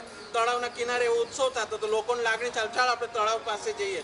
અત્યારે તળાવની હાલત શું છે? સુકાઈ ગયું 10 વર્ષથી. ને પછી આ પાણી નથી, લોકો કચરો નાખે છે, ઉત્સવો થતા ધીમે ધીમે બંધ થઈ ગયા, લોકો વધી ગયા. એ જ એક્ઝામ્પલ સરખેજ રોઝાનું છે. એ તો બહુ પોલિટિકલ ઇસ્યુ છે, પણ સરખેજ રોઝામાં એક થીસીસ છે એવી કે એમાં કે સરખેજ રોઝા એનું અહેમદસર તળાવ વચમાં જે કુંડ ચોરસ તળાવ છે એ આજથી અમે જ્યાં હું એડમિશન લીધું આર્કિટેક્ચર ત્યાં છેલ્લું પાણી જોયું છે. હર વર્ષે અમે ફોટા પડાવવા જાય, અમે કોલેજમાં સ્કેચિંગ કરવા જાય ઐતિહાસિક સ્મારકોની, પણ ત્યાં છે પાણી ના દેખાય. પાણી હવે એકદમ સુકાઈ ગયું. કેમ કે આ એસજી હાઈવે ડેવલપમેન્ટ થયો, એની આજુબાજુનો વિસ્તાર ડેવલપમેન્ટ થયો, મકરબાની બધું એરિયા જો બધો ડેવલપમેન્ટ પાયા એ બધું અર્બન બધા ફ્લેટો બનવા માંડ્યા. તો પાયાનો જે વિસ્તાર હતો એમાં 5-6 તળાવો હતા. એ ધીમે ધીમે થતાં બધા તળાવો સુકાતા ગયા ને પછી એક મકરબા તળાવ બચ્યું છે જેમાં પાણી ભેગું થાય ને એની સ્લુઇસ છે. એ સ્લુઇસ થ્રુ પાણી બધું અમૃતસરમાં તો જ્યારે બહુ જ વરસાદ આવે ત્યારે જ મકરબાનું તળાવનું લેવલ છે ઊંચું થાય ને ત્યારે જ પાણી અંદર આવશે, ત્યાં સુધી આવશે નહીં. એમાં સ્લુઇસમાં માણસો ફરીને કચરો ભરાઈ ગયો છે એવી પરિસ્થિતિ છે. એટલે આવા બહુ બધા તળાવોને હરેક તળાવની એક લાગણી છે, એક વાર્તા છે ને એને સોલ્વ કરવાનો એક અલગ જ રસ્તો છે. એ મારે કહેવું હતું. નમસ્તે, મારું નામ વિકાસ યાદવ છે. હું અમદાવાદનો જ વતની છું અને જ્યારથી નાનપણથી હું અહીંયા કાંકરિયા આવું છું અને આ જે અતુલ્ય વારસોનો પ્રોગ્રામ હતું એના માટે મેં સોશિયલ મીડિયા થ્રુ જોયું ને એના માટે હું આવ્યો. 5 તળાવના નામ બોલો. આખા ભારતમાંથી ગમે આપણે તળાવનું નામ સહસ્ત્રલિંગ તળાવ છે માટેનું અને આ ચાંદોડિયા તળાવ આ કીધું એ કાંકરિયા તળાવ. મારું નામ સતાપરા હેપ્પી છે. હું એક આર્કિટેક્ટ છું અને અત્યારે હું સાગરભાઈ અને અમારા બીજા ક્લાસમેટ છે અમૃત સર, અમે લોકો અર્બન એન્ડ રિજનલ પ્લાનિંગમાં માસ્ટર્સ કરીએ છીએ. હવે જે આજે અતુલ્ય વારસો જે પ્રવૃત્તિ છે, એક પ્રતીક છે, એ ખુદ જ એક મહત્ત્વનું એક સેન્ટેન્સ છે કે આપણું ઇન્ડિયા શેના માટે ઓળખાય છે આખા વર્લ્ડમાં? એના હેરિટેજ માટે. તો એ હેરિટેજ છે એ બધું આપણા પૂર્વજો બધા બનાવીને ગયા, પણ એ હવે આપણે જાળવશું નહીં તો આગળની નેક્સ્ટ જનરેશનને ઇન્ડિયા કેવી રીતના ઓળખશે? એ જે આપણે ટોપિક લઈને ચાલ્યા કે અતુલ્ય વારસો, તો એ ખૂબ જ જરૂરી છે કે આપણે ઇન્ડિયાની એક ઓળખ છે. પછી જેમ કે અત્યારે આજનો ટોપિક છે કે તૂટતું તળાવ, તો તૂટતું તળાવ એના બી ઘણા રીઝન છે કે પબ્લિકમાં અવેરનેસનો અભાવ છે એવું લાગી રહ્યું છે આમ જોઈએ તો. કે જેમ કે અત્યારે કેવું કે એક કોઈ જેમ કે સાગરભાઈ હમણાં જે એક્ઝામ્પલ આપ્યું કે જે સરખેજના રોજાનું, તો આજુબાજુનું આ જે તળાવ હોય તો એ લિંકેજીસ હોય તો આજુબાજુ જેમ કે આરસીસીના રોડ થવા માંડ્યા, મકાનો બાંધવા માંડ્યા, એના લીધે જે પાયા ખોદવામાં આવે એ બધું કરવા માંડ્યા, બરાબર? તો એ જે વરસાદ આવે તો એ વરસાદના પહેલાંના રસ્તા કેવા કે એકદમ કાચા હતા પણ મજબૂત બી હતા. તો ત્યાંથી વરસાદનું પાણી હતું તો આપણે આમ સ્લોપ જોવો જોઈએ તો વરસાદ તળાવ હોય તો આમ શેપ હોય, તો ત્યાંથી જે પાણી હોય બધું આખું સ્લોપમાં થઈને એ જે માટીની અંદરથી ઉતરીને એ તળાવમાં જે સ્લોપ હતા એના લીધે ભેગું થતું. હવે સરખેજના રોજામાં એવું થયું કે આજુબાજુ બધું ડેવલપમેન્ટ થયું, જેના લીધે આરસીસીના રોડ બનવા માંડ્યા, બધા બિલ્ડિંગ બનવા માંડ્યા, પાયા ખોદાઈ ગયા, તો જે એના લિંકેજીસ હોય બધા તૂટી ગયા. એવી રીતના જેમ કે વસ્ત્રાપુરનું લેક છે, સેમ એવું થયું, આજુબાજુ ડેવલપમેન્ટ થયું તો એના લીધે બધા લિંકેજીસ તૂટી ગયા. તો એના લીધે જે નેચરલ સ્ત્રોત હતા તળાવના એ બધા જ બંધ થઈ ગયા. પાણી બહારથી કેટલું લાઈન આપણે નાખશે કોઈ પબ્લિક? એ પાણી નેચરલ નહીં હોય તો એ ટકવાનું જ નથી. એટલે આપણે આનું લોકો પ્રત્યે જાગૃતિ લાવવાની જરૂર છે કે એને સમજાવવાની જરૂર છે કે આ નેચરલ સ્ત્રોત છે, એને બહારથી લાવવાથી કોઈ ભરાશે નહીં, એને પ્રોપર રીતે એની ટ્રીટમેન્ટ કરશું તો જ આ વસ્તુ પોસિબલ થશે, જે આપણે તૂટતું તળાવ છે એ બચાવી શકીશું. Thank you.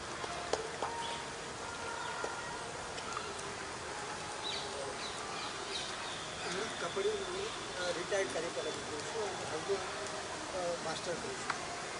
હવે અતુલ્ય વારસો વિશે તો ઘણું બધું, હવે હું એન્જિનિયર છું એટલે જ થોડી વાત કરી. કે એકચ્યુઅલી હકીકત શું કહેવાય કે જે નેચરલ સોર્સ છે તમારો અને નેચરલ જે તમારું કુદરતી જે રીતના પાણી વહેણ હોય એને રોકવાના કારણે બધા પ્રશ્નો આવતા હોય છે. આજે નદીઓ પેરાનીય નથી. અત્યારે તમે જો મોટાભાગની નદીઓ શું કહેવાય કે ચેકડેમ શું કે સિક્વન્સમાં બંધવામાં એના કારણે શું કહેવાય કે પાણી રોકાતા જ ગયા એટલે નદીઓ ત્યાં સુકાતી ગઈ તમને ક્યાંક એરિયામાં જ્યાં ડાઉન હશે ત્યાં પાણી તમને જોવા મળશે. હવે સાગરભાઈએ કહ્યું હું જ્યારે 1986માં હું આપણે ભુજમાં હતો ત્યાંની વાત ત્યાં હમીરસર તળાવ છે એમને કહ્યું ત્યાં શું કહેવાય કે રવિવારે ત્યાં તળાવની આજુબાજુ છે ને એટલી બધી પબ્લિક જોવા મળે છે અને વરસાદ થાય ત્યાં એ વખતે વરસાદ બહુ ઓછો એટલે તળાવ ભરાવું તો સામાન્ય શું કહે શક્યતાઓ ઓછી હોય. તો એમાં શું થાય કે જ્યારે તળાવ ભરાય ને ત્યારે કલેક્ટર ડિક્લેર કરે રજા ડિક્લેર કરે બીજા દિવસ અને એ લોકો એ તળાવની આજુબાજુ બધી છતડીઓને બધી છે એમાં લોકો એટલા બધા તમને જોવા મળે ત્યાં એટલે ત્યાં વારસો જળવાઈ રહેવું લાગે. તો અત્યારની પોઝિશનમાં એવું થયેલું છે કે વારસો જાળવવો થોડું મુશ્કેલ લાગી રહ્યું છે કારણ કે ડેવલપમેન્ટ એટલું બધું થયેલું છે કે જે નેચરલ જે વે હોય એ તળાવ પાણીને મળતો જ નથી. ધારો કે આપણે કોઈ બી બીજું આપણે મેં દાહોદમાં બી જોબ કરી છે ત્યાં એક છાપ તળાવ છે ત્યાં પણ એટલું બધું સરસ ડેવલપમેન્ટ કર્યું કે અંદરથી જે કાદવની બધી કાઢીને શું કહેવાય કે એના કર્યું છે એના કારણે પાણી ભરાય છે.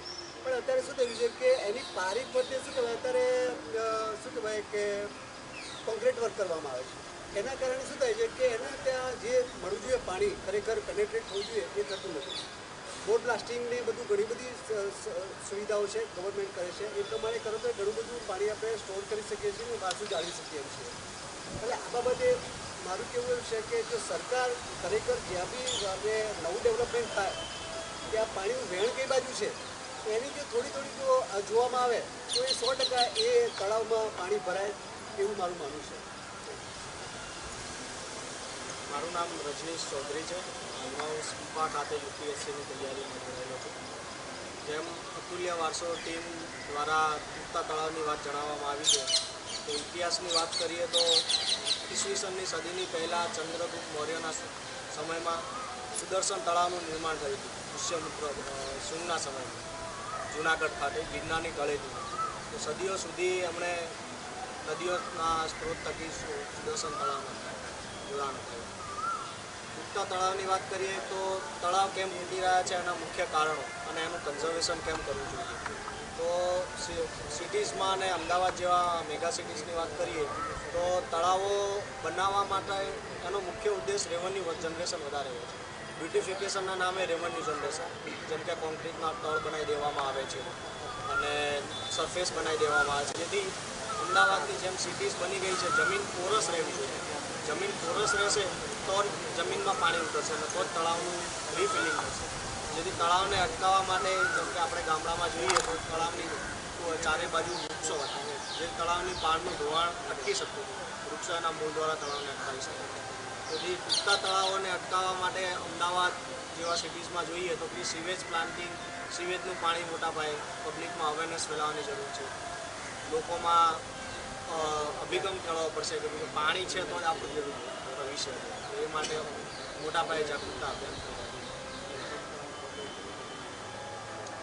મારું નામ કમલ રાણા છે. હું એક સોફ્ટવેર એન્જિનિયર છું. સો રોનકભાઈએ વાત કરી કે અમદાવાદ ગામડાઓથી બનેલું છે તો હું એક ઈસનપુર ગામમાં રહું છું ત્યાં પણ એક ઈસનપુર તળાવ કરીને ઓળખાય છે. ઘોડાસર ગામ છે ત્યાં પણ ઘોડાસર તળાવ તરીકે છે. વસ્ત્રાપુર ગામ છે ત્યાં પણ વસ્ત્રાપુર તળાવ છે. તો ઘોડાસર તળાવને મિની કાંકરિયા તરીકે પણ ઓળખાય છે અમારા ત્યાં.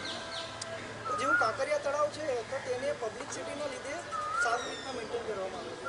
તો જેવું મિની કાંકરિયા તો શરૂઆતમાં ખૂબ જ સરસ હતું. ત્યાં પબ્લિક સિટી હતી, ત્યાં લોકો ચાલવા આવતા હતા, ત્યાં ગાર્ડન પણ બનાવ્યા છે.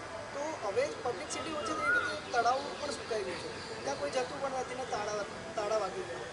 તો સવાલ એવું બધો છે કે જ્યાં પબ્લિક સિટી હોય છે ત્યાંનું મેન્ટેન વધારે કરવામાં આવે છે ધીરે ધીરે ઓછું થઈ જાય છે. સો આ એક એમસીનો પણ સવાલ પેદા થાય છે.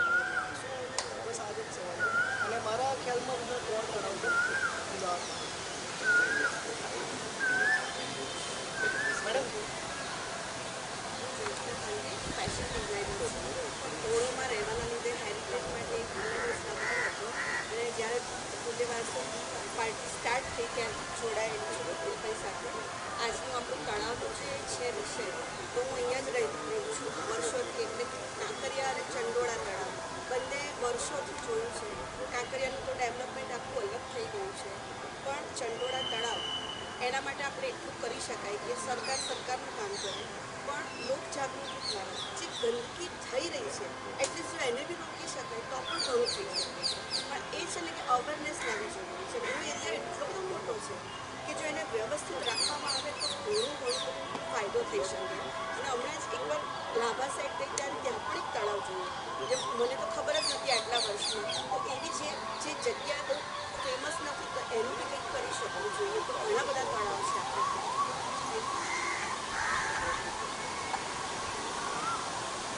મારું નામ છાયા મારા ગામમાં પણ એક તળાવ તો નથી પણ એક વાવ હતી, એ વણઝારા વાવ તરીકે પ્રખ્યાત હતી. છેલ્લા 10 વર્ષથી એ ખંડેર છે. તો કપિલભાઈને મારી એવી વિનંતી કે તમે સાઠંબાની મુલાકાત લો. એકવાર સાફ પણ કરેલી છે. મેં મોકલ્યો તો ફોટો. જે આતુલ્ય વાર્તાનું કામ કરો છો ને બધું જાણવા મળે છે તે બધું મારું ખૂબ ખૂબ આભાર. મારું નામ પ્રદીપ શાહ, રિટાયર બેંકમાં છું અને શરૂઆતથી જ અતુલભાઈ સાથે જોડાયેલો છું.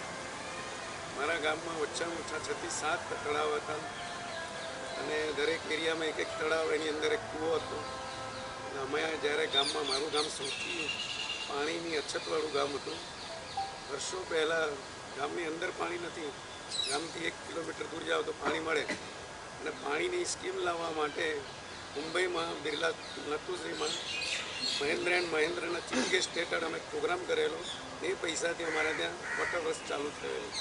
એટલે ગામથી 1 કિલોમીટર દૂર વોટરવર્ક્સ થાય. હાલ પોઝિશન બદલાઈ ગઈ છે અને મારા ગામથી બીજા સાટંબા ગામમાં પાણી ત્યાં અમે ફ્લો કરી રહ્યા છીએ. પાણીની અછતનો અમે અનુભવ કરેલો છે. અમે રાત્રે 2 વાગે કૂવામાં જઈએ, થોડુંક પાણી અમે બે ડોલ પાણી પણ અમે ખેંચી લાવતા. અને 1967માં મારા મોટી બહેનનું મેરેજ થયું ત્યારે એ જમાનામાં પાણીનું પીપ 10 રૂપિયામાં લીધેલું છે.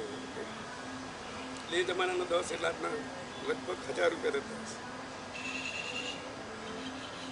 પછી જ્યારે વોટરવર્ક્સ આવી ગયો, હવે તો ગામ 2 લેવલ ઉપર છે. એક લેવલ ઉપર સવારે પાણી આવે, એક લેવલ ઉપર સાંજે પાણી આવે. એટલે એ પાણીનું ટાઈમનું ધ્યાન રાખવું પડે, નહીં તો પાણી જતું રહે. કારણ કે 2 ટાઈમ અલગ અલગ લેવલ ઉપર છે એટલે ઉપર પાણી ચડતું નથી. એટલે શરૂઆતમાં એક નીચે પાણી આપે, પછી ઉપર પાણી આપે. એ રીતે આજની તારીખમાં પણ પાણી એ રીતે જ અપાઈ રહ્યો છે. હવે જે તળાવો હતા એ એકદમ પાણીથી ભરપૂર હતા. એક તળાવ જે સ્કૂલની બાજુમાં હતું ત્યાં અમે સિંગોડા પણ ખાધેલા છે. બીજા તળાવ જે હતું એ ગામનું તળાવ, અને મેં લગભગ નોંધ્યું છે કે દરેક તળાવની ઉપર કોઈને કોઈ મહાદેવ અથવા કોઈ મંદિર હોય એને કારણે, મહાદેવ અથવા મંદિર હોવાના કારણે એ તળાવને આપણે પૂછતા હતા.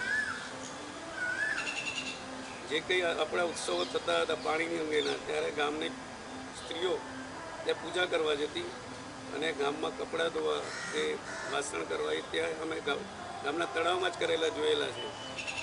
એટલું પાણીનો પ્રોબ્લેમ હતો. પછી જ્યારે પાણી આવ્યું ત્યારે અત્યારે હવે તળાવને લોકો ભૂલી ગયા છે. એનું કારણ શું છે કે જે ખેતરો હતા આજુબાજુમાં એ લોકોએ દબાણ કરી અને પાણીનો જે સ્ત્રોત હતો, જે પાણી જવાનો એ રસ્તા બંધ થઈ ગયા, એટલે પાણી વિનાના તળાવો થઈ ગયા. મૂળ કારણ આ છે. એક તળાવ તો પૂરી દીધું છે. હમણાં હું ગયો હતો ગામમાં તો એક તળાવ પૂરી દીધેલું છે અને એમાં અત્યારે ટોટલી માટી નાખી દીધી અને તળાવ બંધ કરી દેવામાં આવ્યું. એટલે એમાં 2 વસ્તુ છે. એક તો જે લોકલ સરપંચ કે જે કમિટી હોય છે ગામની પંચાયત કમિટી, એ લોકોને રસ બહુ ઓછો હોય છે. અને જ્યારે વોટરવર્ક્સ આવી ગયું, ઘરે ઘરે પાણી આવી ગયું, ત્યારે પછી એ લોકોને તળાવની કોઈ વેલ્યુ હોતી નથી. અને બીજું કે જે વરસાદનું પાણી આવે ને સ્ટોર થાય, એ આપણે વોટર હાર્વેસ્ટિંગ કહીએ છીએ, એ કુદરતને થતું હતું. કોઈને કરવું નહોતું પડતું, છતાં પણ એ હાલ બંધ થઈ ગયું. અને એ પાણી ક્યાં જાય છે તો ડાયરેક્ટ ખેતરોમાં જાય છે અને ખેતરોવાળા એ લોકો યુઝ કરે છે. તળાવમાં જે પાણી હતું એ બંધ થયું. નહીંતર 7 તળાવ હતા. એકનું નામ સોનેરી હતું, એકનું નામ રાજેરી હતું, એક ખાણોનું તળાવ હતું, એક ગામનું તળાવ હતું. એવા 6-7 એરિયા વાઇઝ દરેક, આ એરિયાનું એક તળાવ જુદું, આ એરિયાનું એક તળાવ જુદું, આ એરિયાનું જુદું. જે 6 દિશામાં 6 તળાવ હતા અને હાલ એ તળાવ લગભગ મૃતપાય થયેલા છે. એટલે લોકોની જાગૃતિ ત્યારે જ લાવી શકાય કે પાણીનું મહત્ત્વ શું છે અને વોટર હાર્વેસ્ટિંગ શું છે. એ લોકોને હજુ એટલું જ્ઞાન નથી. આપણે સિટીમાં તો નથી જ, પાણી કેટલું જતું રહે છે, પણ આપણે આપણા જે ફ્લેટો છે ત્યાંથી પાણી નીચે ગવર્મેન્ટનો રૂલ છે કે નવી સ્કીમ બને ત્યારે વોટર હાર્વેસ્ટિંગ થવું જોઈએ, પણ કેટલા ટકા થાય છે એ મને ખ્યાલ નથી. Thank you. પ્રોબ્લેમ એ છે કે તળાવ છે ને, પ્રોબ્લેમ મેન એક જ વસ્તુ છે, સરકાર બનાવે કે કોઈ સપોર્ટ કરે ગમે તે કરે, પણ એ લોકો ખાલી ફરવાના સ્થળ તરીકે ઉપયોગ કરે. કોઈને એ વસ્તુ નથી શોધતી કે આના પાણીથી આટલો ફાયદો થશે, આ કાંકરિયા તળાવ રહ્યું આનો ઉપયોગ શું થાય, કોઈના ઘરે કોઈ હા વાંધો નહીં. પહેલાં આપણે આપણે મનીષભાઈને સાંભળી લઈએ પછી મેઇન ઇકોસિસ્ટમ ઉપર શું અસર થઈ રહી છે આપણને મનીષભાઈથી જાણવા મળશે. આભાર. મારું નામ મનીષ વૈદ્ય છે. હું અતુલ્ય વારસોને અભિનંદન આપું છું કે આ બહુ અગત્યનો એક ટૉપિક છે. જે તળાવ તૂટી રહ્યા છે, ત્યાં પાણીનો સંગ્રહ કરવો એટલો બધો જરૂરી છે હવેના સમયમાં. જો પાણી નહીં હોય તો જીવન પણ નહીં હોય અને સંસ્કૃતિ પણ નહીં. હું ખાસ અત્યારે વાત કરું છું કે મેં મારી લાઈફની અંદર મેં લો કર્યા પછી એક તળાવ ઉપર મેં હાઈકોર્ટમાં PIL કરી, એના વિશે વાત કરું, થોડા એક્સપિરિયન્સ કરું છું. એ કલોલ પાસે ગોપાલનગર કરીને એક તળાવ, ગોપાલનગરનું તળાવ, ત્યાં અમે લોકોએ ઘણા બધા પહેલાં તો સરકારને રજૂઆત કરી કે આ તળાવની ઉપર એન્ક્રોચમેન્ટ થઈ રહ્યું છે, અને પછી જ્યારે સરકારે કશું ન લીધું તો એટલે એનો નિર્ણય પાછો ન કર્યો એટલે અમે લોકોએ એક જાહેર હિતની અરજી કરેલી હાઈકોર્ટમાં. હું એનો પિટિશનર હતો, મારો બહુ ખાસ ફ્રેન્ડ હતો બીરેન પાધ્ય, એ હતો, પણ એની સાથે સાથે મેં પણ લો કરેલું છે. તો એ જે ગોપાલનગરનું તળાવ હતું એ 12માસી તળાવ હતું. અને આમ જો જૈવિક વૈવિધ્યતાની વાત કરું તો જે પક્ષીઓનો માઇગ્રેટરી રૂટ હતો નળસરો પર જવાનો, પક્ષીઓ ધારો હું ફ્લેમિંગોની વાત કરું તો ફ્લેમિંગો આવે છે સાઇબેરિયાથી, તો પક્ષીઓ એના રૂસ્ટિંગ એ રાતવાસો કરતા હોય છે, સીધા જ એકદમ નળસરો પર નથી આવતા. એટલે આ એક માઇગ્રેટરી રૂટ હોય છે. ટૂંકમાં એ જ્યારે તળાવને એક ઔડાની સ્કીમ દ્વારા મંજૂરી આપી દીધી પૂરવાની અને અમે લોકોએ PIL કર્યું. પણ એની સાથે સાથે મેં રાજસ્થાનની અંદર શ્રી રાજેન્દ્રસિંહ જે વોટરમેન ઓફ ઇન્ડિયા તરીકે જાણીતા છે, એની જોડે મેં થોડું કામ કરેલું. તો મને બહુ જ સરસ એક્સપિરિયન્સ થયો કે એને 7 જેટલી નદીઓ, જે સરિસ્કા ટાઈગર રિઝર્વ ત્યાં રાજસ્થાનની અંદર જ્યાં પાણીની સૌથી વધારે અછત છે, અને બહેનો 9-9 કલાક સુધી આખા દિવસના 9 કલાક એ પાણી લેવા માટેનો પોતાનો સમય ખર્ચી નાખતા. એવો જે એરિયા છે ત્યાં આગળ રાજેન્દ્રસિંહે જે ત્યાં 7 નદીઓ હતી એને લોકલ પાળાથી, લોકલ માટી અને લોકલ મટીરિયલથી એને પાળા બાંધેલા અને 7 નદીઓને એને રિચાર્જ કરી. જે નદીઓ વરસાદ પછી ફક્ત અઠવાડિયું કાં તો 10 દિવસ જ પાણી રહેતું હતું, આજે ત્યાં આગળ 8-8, 9-9 મહિના સુધી પાણી રહે છે.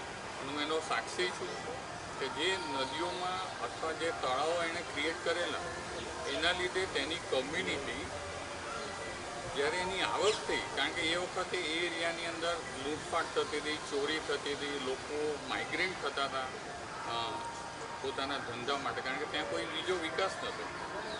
તો ત્યાં આગળ એ પાણીની આવકના લીધે ત્યાં આગળ સારા પશુપાલન થયા, સારા ઇન્કમ થઈ, ખેતરમાં સારા પાક થયા, એમની આવક વધી.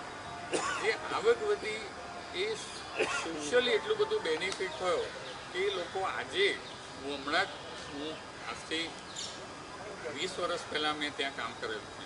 હમણાં જ હું તરુણ ભારત સંઘમાં જ્યારે ગયો ત્યારે મને ખબર પડી કે એ ગામના લોકો તો દિલ્હીની મંડીની અંદર વેપાર કરતા, ત્યાં લોકો શિક્ષણ લેતા. એટલે પાણી એક આપણી લાઈફમાં માનવ જીવન માટે નહીં પણ એક બધાની માટે, જૈવિક વિવિધતા માટે કેટલું બધું અગત્યનું છે કે જો પાણી ના હોય તો આપણું જીવન શક્ય નથી. ખાસ અત્યારે બીજો મારો એક પ્રોજેક્ટ છે લાખાલુણી, કદાચ આપે નહીં સાંભળ્યું હોય, પણ લાખાલુણી એક નદી છે જે કચ્છના મોટા રણમાંથી આવી રહી છે. આમ કચ્છમાં જોઈએ તો ઘણી બધી નદીઓ અત્યારે આવી રહી છે અને રૂપેણ, સરસ્વતી એ બધી નદીઓ ત્યાં સમાય છે. પણ લાખા ડુણીનો એક બેટ છે. હું તમને રિસન્ટલી વાત 4-5 દિવસ પહેલાંની કહું છું. ત્યાં આગળ એન્ક્રોચમેન્ટ થયું અને લાખાની કરીને એક વનસ્પતિ આવે છે કે જેની અંદર એ ડેઝર્ટની અંદર થાય છે અને જેની અંદર ભરપૂર માત્રાની અંદર પાણી હોય છે અને એની અંદર ક્ષાર હોય છે. જ્યારે ત્યાં તૃણાહારી પ્રાણીઓ છે તો આજુબાજુ 100 કિલોમીટર સુધી જ્યારે કોઈ પાણીની અછત હોય છે ઉનાળાની અંદર, તે લાખાલોની વનસ્પતિ ત્યાંના ડુક્કર અથવા ત્યાંના તૃણાહારી પ્રાણીઓ એ ખાઈને પોતાની તરસ છીપાવે. મુખ્ય ખાદ્ય આજે સૌથી દુઃખદ વાત છે કે ત્યાં આગળ એટલું બધું મોટું એન્કરેજમેન્ટ થઈ ગયું છે અને આપણે બચાવી શકતા નથી. મારો એક આક્ષેપની રીતે હું નથી કહેતો, પણ આપણે સરકારની ઉપર બ્લેમ ના કરીએ, પણ આપણે પોતે ઇનિશિયેટ લઈએ પાણી અને બીજા જળસ્ત્રાવો બચાવવા માટે, કુદરતી સંપત્તિ બચાવવા માટે. જો આપણે નહીં કરીએ, આપણી રિસ્પોન્સિબિલિટી નહીં હોય તો બધું જતા રહેશે. આપણે બધા જ લોકો કોઈ પણ આવી રીતે મિટિંગ હોય તો એકબીજાની ઉપર આક્ષેપ કરીએ કે આ જતું રહ્યું, આ જતું રહ્યું, આ જતું રહ્યું. તો એનો ઉકેલ શું? આપણે તો ઉકેલ જોઈએ અને આપણે ઉકેલની સાથે સાથે આપણે પોતે કામ કરવું પડશે. મેં ત્રીજો આપને વાત કરું તો મેં એક રામેડા અને રાવતવાડા જે ભિલોડા પાસે છે, શામળાજી પાસે, ત્યાં આગળ બોર્ડરના અડીને એક ગામ છે રામેડા અને રાવતવાડા. ત્યાં આગળ મેં એક રેઇન વોટર હાર્વેસ્ટિંગ કરીને ત્યાં centre for science and environment જે દિલ્હીમાં છે એનું એક રેઇન વોટર હાર્વેસ્ટિંગનો એક સેમિનાર થયેલો, મેં એક પેપર પ્રેઝન્ટ કરેલું. તો જ્યારે હું ત્યાં આદિવાસી લોકોની જોડે ગયો તો મને બહુ જ અચરજ થઈ ગઈ. એ લોકોનો બેઝિક આઈડિયા હતો કે ત્યાં આગળ હિલ્સ બધી હતી નાની નાની. એ લોકો પોતાની એગ્રીકલ્ચર લેન્ડ ઇમ્પ્રૂવ કરવા માટે હિલ્સને કાપતા હતા, પણ એની સાથે સાથે એ લોકોને પાણી પણ હાર્વેસ્ટિંગ એ લોકો કરી શકતા હતા. તો એમ વિચાર થાય કે હું આજથી 25 વર્ષ પહેલાં જ્યારે મેં આ સ્ટડી કરેલો, તો જ્યારે એ લોકો આટલા છેવાડાના ગામના આદિવાસીઓ જો આટલી બધી સમજ રાખતા હોય તો પોતાની ઇકોનોમી અને એટલે લેન્ડ ઇમ્પ્રૂવ કરવું અને પાણી નહીં બચાય તો જીવન છે. રોનકભાઈ હમણાં કીધું કે આજથી 50 વર્ષ પહેલાં જો અમદાવાદનો ઇતિહાસ જુઓ તો 137 કરતાં વધારે તળાવો હતા. 2010ની અંદરની આસપાસ મારી જોડે હુકમ છે, ઓર્ડર છે, પણ મને એટલે વર્ષ ખબર નથી. તો જ્યારે હાઈકોર્ટમાં એક જાહેરની અરજી થઈ, તળાવો જે તૂટતા હતા, તળાવો જે ડિસ્ટ્રોય થઈ જતા હતા આ વિકાસના નામે, ત્યારે હાઈકોર્ટે બહુ સરસ ઓર્ડર કર્યો, દરેક જે તળાવ છે એને આઈડેન્ટિફાય કરો ને એને અત્યારે એને પ્રોટેક્ટ કરો. પણ ફરીથી દુઃખની વાત તો કે એને બ્યુટિફિકેશનના નામથી અત્યારે સરસ પથ્થરો પીચ કરી એના વેસ્ટ વિયર નથી આવતા. એ પાણીનો ફ્લો થવો જોઈએ ને એ બંધ કરી નાખ્યો અને આખરે ગટરનું પાણી અથવા નર્મદાનું પાણી છોડવું પડે. નળ સરોવરની અંદર જો નળ સરોવર વેટલેન્ડ છે તો એની અંદર એક સ્ટડી થયેલો કે ભાઈ એની અંદર નર્મદાનું પાણી નહીં નાખે, કારણ કે નળ સરોવરની જો એ તમે ઇકોલોજી જુઓ તો નળ સરોવર છે ને એ ઓક્ટોબર નવેમ્બર પછી એ સ્વીટ વોટર થઈ જાય, ખારું પાણી થઈ જાય છે, સોલ્ટી વોટર. જ્યારે વરસાદ સારો હોય છે ત્યારે સ્વીટ વોટર હોય છે. એટલે જે ઇકોલોજી છે ને એને આપણે ડિસ્ટર્બ કરવાની જરૂર નથી. જો તમે ઇકોલોજી ડિસ્ટર્બ કરશો તો આપણે ખોરવાઈ જઈશું. હું તમને એક્ઝામ્પલ આપું છું. ભલે સાબરમતી પહેલાંના ઇતિહાસ કહે છે કે 8-8 મહિના ફ્લો કરતી હતી. આપણે ધરોઈ ડેમ બાંધ્યો તો હજારો ખેડૂતો જ્યાં આગળ ટેટી, ટામેટા, બટાકા એ વાવતા લોકો બંધ થઈ ગયા, કારણ કે પાણી જ જતું. તો આ બધું ફરીથી આપણે બેક ટુ નેચર, આપણે ફરીથી નેચરની અંદર જવાની જરૂર છે, નહીંતર આપણે પણ અસ્તિત્વ ગુમાવી દઈએ એવું મારું થેન્ક યુ. તો તૂટતા તળાવમાં આપણે બેઝિક ચર્ચા કરી કે એમાં આપણે 8-10 મુદ્દા બહુ અગત્યના છે. સૌથી અગત્યની બે વસ્તુ છે કે એક તો આપણા સૌના વિચારો. તો આજે આપણે જે ચર્ચા કરીને 8-10 મુદ્દાઓ જે અગત્યના છે એમને બે વસ્તુ કરવાના છે કે આ અગત્યના જે મુદ્દાઓ છે આજે ચર્ચાના ભાગરૂપે તો અમે સરકારશ્રીનું ધ્યાન દોરશું અને બીજા જે આપણા બુદ્ધિજીવી મિત્રો છે એને પણ ફોરવર્ડ કરીશું કે અમે આજે આ ચર્ચા કરીને આ વસ્તુ છે જે કરવા જેવું છે. અને બીજી એક વસ્તુ છે લોક જાગૃતિ, જે શીતલભાઈ, મનીષભાઈ, સૌએ આપણે કીધું કે લોક જાગૃતિ, કારણ કે આપણું છે અને આપણે સાચવવાનું છે. ભલે એ જે હવા આપણે જ લેવાની છે. હું તો કહું ભલે બાજુમાં કંપની ચાલતી પ્રદૂષણ કરે કે તોડ નાખે, આપણે શું લે, પણ આપણે હવા તો આપણે જ લેવાની છે ને. મારા બાળકને લેવાની છે કે તમારા ફાધરને લેવાની છે, આપણે વડીલો લેવાની છે. તો જે આપણી વસ્તુ જે કુદરતી આપણે જાતે સાચવવી પડશે. હવે બીજી એક મારી આપણે આ વિડીયો પૂરો કરતાં પહેલાં એક મારી અપીલ એવી છે કે આપણે આપણા ગ્રુપમાં આપણે એવું કરીએ કે જેટલા પણ આપણા મિત્રો છે એ લોકોને અપીલ કરીએ તમારા ગામનું તળાવ, તમે જે ગામની તળાવની જે વાર્તા હોય, ભલે વડીલો તો વડીલો જે તળાવ, એ વાર્તાની સ્ટોરી અત્યારની શું સ્થિતિ છે એ બધું તમારા સોશિયલ મીડિયામાં શેર કરો કે હું આ ગામમાં ફરતો રમતો કે અત્યારની શું સ્થિતિ છે. તો કમસે કમ સોશિયલ મીડિયા પર તમને એ મને યાદ આવશે ને, આખી જિંદગી તમારી પોસ્ટ પડી રહેશે કે આ તળાવ હતું. ભલે ભવિષ્યમાં જતું રહેશે તો તમને ખ્યાલ આવશે અને ડેવલપ થશે તો પણ તમને ખ્યાલ હશે કે આ સ્થિતિ હશે. કારણ કે ચલો જે તે ટાઈમે ડોક્યુમેન્ટેશન નથી કરી શકીએ આપણે 95, 90માં, 85માં, 60માં, પણ અત્યારે તો કરી શકીએ છીએ. નેક્સ્ટ ટાઈમ આપણે ગામડે જઈએ તો એક આ નાની વસ્તુ કરી શકીએ. ઇન્વિટેશન આપું છું, હું લઈ જઈશ બધા. તો થેન્ક યુ, આપનો આભાર. જય હિન્દ.